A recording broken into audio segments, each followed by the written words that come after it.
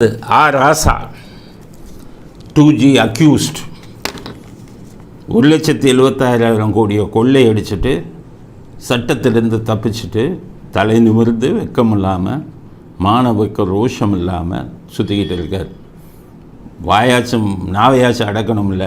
என்ன சொல்கிற, திமுக கூட்டணி வெற்றி பெற்றால் மோடி சிறை செல்வாராம். நான் சொல்லுகிறேன், திராவிட முன்னேற்ற கழகம் வெற்றி பெற்று 40 நாடாளுமன்ற வெற்றி பெற்று மத்தியிலே ஒன்றிய அரசை மாற்றினால் மோடி ஜெயிலுக்கு போவார். திமுக கூட்டணின்னு அவர் சொல்கிறது INDA கூட்டணி.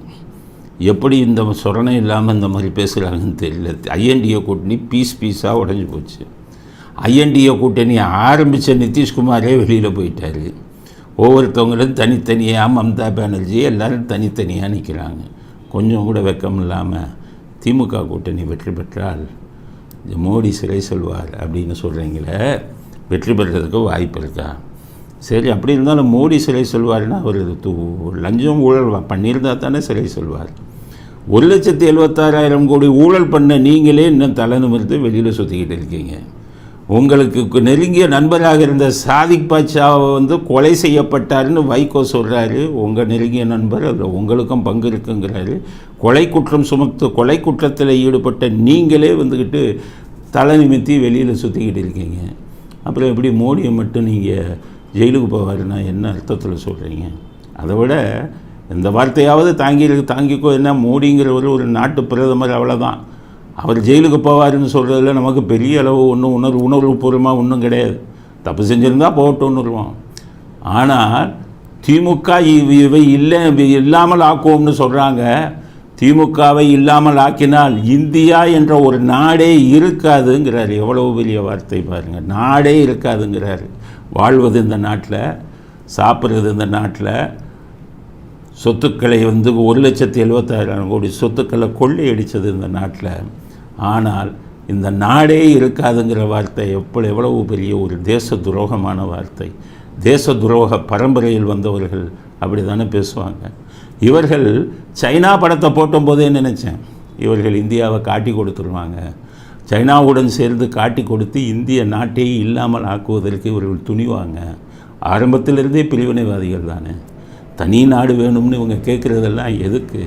இந்தியாங்கிற நாட்டை பிரித்து எவன் ஒரு வெளிநாட்டுக்காரன்ட்ட விற்றுட்டு போயிடுவாங்க. இலங்கையில் ராஜபக்சே குடும்பங்கள் பண்ணபடி நாட்டையே குட்டிச்சவராக்கி, மாநிலத்தையே தமிழ்னு சொல்லி குட்டிச்சவராக்கிட்டு போயிடுவாங்க.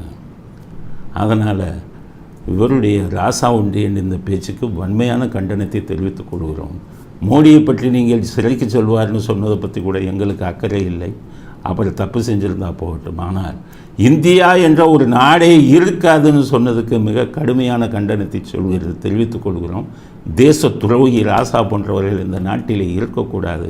உடனடியாக நீங்களும் உங்கள் திமுக கட்சி தலைவர்களும் சைனாவுக்கு ஓடுங்க அப்படிங்கிற கருத்தையும் பதிவு செய்ய விரும்புகிறேன். அடுத்தது உதயநிதியின் உளறல் அப்பப்போ உளறிடுவார்.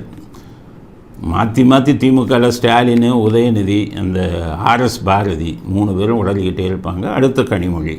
இப்போ அப்பப்போ தங்கம் தென்னரசும் கொஞ்சம் உளர்றாரு. ஏன்னா ராமராஜ்யத்தை விட திராவிட மாடல் ராஜ்யம் பெருசுன்னு சொல்லி அப்படி சிரிக்கிறாரு. கைதட்டுறாங்க அங்கே இருக்கிற கோமாளிகள் சட்டசபையில். அப்பப்போ அவரும் உளருவார். இப்போ உதயநிதி இன்னைக்கு உளறினது பாஜக ஒரு தொகுதியில் கூட வெற்றி பெற முடியாது அப்படின்னு சொல்கிறாரு. இருக்கலாம், அவங்களுக்கு என்ன பலமோ இது இருக்கலாம். ஆனால் அது நீங்கள் சொல்கிறீங்களே, 4,000 ரூபா ஒரு ஓட்டுக்கு கொடுக்காமல் இருங்க. ரெண்டாவது, உங்கள் 9 கட்சி கூட்டணி இல்லாமல் நீங்கள் தனியாக நில்லுங்க. 3வது, கள்ள ஓட்டு போட மாட்டேன்னு சத்தியம் பண்ணுங்கள். இது 3ஐயும் நீங்கள் செய்யலைன்னா தமிழ்நாட்டில் நீங்கள் ஒரு தொகுதியில் கூட வெற்றி பெற முடியாது அப்படிங்கிறத உதயநிதி, சின்ன பையன் உதயநிதி புரிஞ்சுக்காங்க. உங்கள் தாத்தா காலத்திலேருந்து கள்ள ஓட்டில் தான் உங்கள் தாத்தா ஜெயித்தார். உங்கள் அப்பாட்டிருந்து திமுகவில் இருக்கிற துரைமுருகன்ட்டு எல்லாத்தையும் கேளுங்க, எப்படி ஜெயித்தார் உங்கள் தாத்தா. ஃபுல் கள்ள ஓட்டு, ஃபுல் வன்முறை, இப்படி தான் ஜெயித்தாங்க. உங்கள் அப்பா வந்தவுடனே பேட்டனை மாற்றினார். வெறும் கள்ள ஓட்டு மட்டும் இல்லை, 4,000 ரூபாயும் சேர்த்து கொடுன்னாங்க.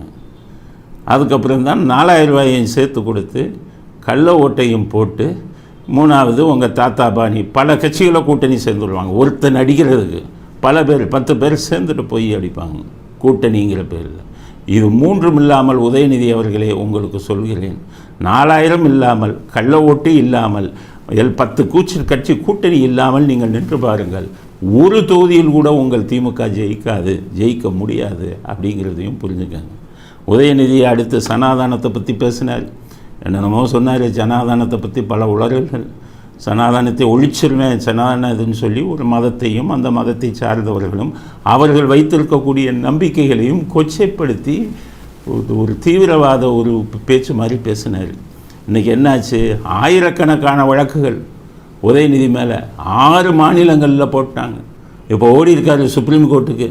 நேற்று வழக்கு வந்திருக்கு. சுப்ரீம் கோர்ட் நீதிபதி பார்த்து கேட்டிருக்காரு, உங்கள் கிளையண்ட்டு உங்களுடைய கட்சிக்காரர் ஒரு மந்திரி, ஒரு கட்சியில் பெரிய பொறுப்பில் இருக்கார், அவர் பார்த்து பேச வேணாமா? ஒரு குறிப்பிட்ட மதத்தையும் அந்த கடவுளையும் அவர்கள் வைத்திருக்கக்கூடிய நம்பிக்கையும் கொச்சைப்படுத்தி ஒரு பொறுப்பான மந்திரி பேசலாமான்னு நாக்கப்படுங்கிற மாதிரி கேட்டிருக்காங்க. ஆனால் அந்த நீதிபதிகளுக்கு சொல்கிறேன், இந்த உதயநிதி மட்டுமா இந்த வேலை பண்ணார்? இதே கருணாநிதி இந்து என்றால் திருடன்னு சொன்ன ஆள், இதே ஈவேரா சாமி சிலையெல்லாம் செருப்பால் அடித்த ஆள், இவர்களையெல்லாம் அடித்து ஜெயிலுக்கு போயிருக்க வேண்டியவர்கள் வாங்கி ஜெயிலுக்கு போயிருக்கணும். எமர்ஜென்சி மாதிரி தப்பிச்சிட்டாங்க. இப்போ காலம் மாறுது. இன்றைக்கி சனாதனத்தை பற்றி பேசுனா சுப்ரீம் இப்போ கிட்டத்தட்ட 2000 வழக்கு போடுறாங்க 6 மாநிலங்களில் மாட்டிக்கிட்டு. இப்போ அந்த வழக்கெல்லாம் நீங்கள் எடுத்து நடத்துங்கன்னு கேட்குறாரு. அதனால் இப்போ இது கொடுத்துருக்காங்க, ஒத்தி வச்சுருக்காங்க சுப்ரீம் கோர்ட்டு. இந்த வழக்கில் உதயநிதி ஜெயிலுக்கு அனுப்பணும் அப்படிங்கிறது தான் எங்களுடைய கருத்து. இந்த சாமியை திட்டுறவங்க, அது எந்த சாமியை, இயேசுவை திட்டினாலும் சரி, அல்லாவை திட்டினாலும் சரி, இந்து மத கடவுள்களை திட்டினாலும் சரி, மதங்களை திட்டினாலும் சரி, மதங்கள் வைத்திருக்கும் நம்பிக்கைகளை திட்டினாலும் சரி, குறிப்பாக இந்த திராவிட கட்சிகள் திமுக இவங்க 2 பேரும் ஒரு காலத்தில் என்னென்ன கேவலமான வார்த்தைகள் பேசுனாங்களோ அந்த இதுக்கெல்லாம் தண்டனை கிடைக்காமல் போய்விட்டது. அத்தனை பேர்த்தையும் பிடிச்சி உள்ளே தள்ளணும். இன்றைக்கி ஒரு மதத்தை பற்றி பேசுவதற்கு இவங்க அச்சப்படணும் அப்படிங்கிற நிலைமைக்கு இன்றைக்கி வந்திருக்கு. சுப்ரீம் கோர்ட் இதில் தீவிரமான நடவடிக்கை எடுக்கணும். சுப்ரீம் கோர்ட் என்ன சொல்லியிருக்காங்க? இப்போது ஒவ்வொரு ஹைகோர்ட்டுக்கும் 6 மாநிலம் தானே, 6 மாநிலத்து ஹைகோர்ட்டுக்கும் அந்தந்த மாநிலத்துக்கு அங்கே போய் கேளு. அவங்க ஆர்டர் கொடுக்கலன்னா அப்புறம் இங்கே வாங்க சொல்லிட்டாங்க, செருப்படி மாதிரி கொடுத்துட்டாங்க. இனி பாருங்கள், உதயநிதி வாயை திறக்கிறாரான்னு பாருங்கள். இந்து மதத்தை பற்றியும் இந்து கடவுள்களை பற்றியும் சனாதனத்தை பற்றி இதே மாதிரி கனிமொழி மேலே வழக்கு போடணும். கனிமொழி தான் பேசுகிறாரு. திருப்பதியா அது ஒரு பொம்மைன்னு பேசுகிறாரு. அதெல்லாம் மத உணர்வுகளை புண்படுத்தக்கூடியது இல்லையா? கனிமொழியவும் 2Gயில் ஜெயிலுக்கு போகிறது போக இதுலேயும் ஒரு 2000 வழக்குகள் கனிமொழி மீதும் ராசா மீதும் போடணும் அப்படிங்கிறது தான் நம்முடைய கருத்து.